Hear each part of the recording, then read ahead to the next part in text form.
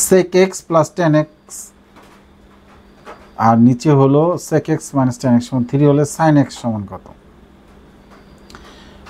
sin x এই যে এখানে ব্যাখ্যা দিয়েছে, যেভাবে পেয়েছে যোজন বিয়োজন করছে। যোজন বিয়োজন করলে এখানে tan x কাটা যায়, sec x কাটা যায়। যোজন বিয়োজন কেন করছে এটা মনে রাখার একটা উপায় আছে। এই যে এখানে sec x tan x উপরের হরলব যদি একই থাকে একটা সমীকরণের এক পাশে, এবং শুধু তফাৎ কি যোগ বিয়োগ আর সব একই, তাহলে যোজন বিয়োজন করলে এটা ছোট হয়।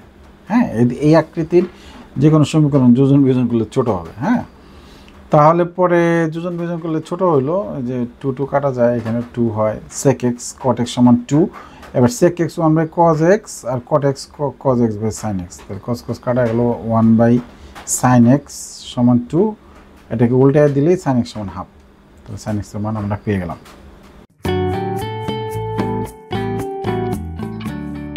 গণিত ক্লাস।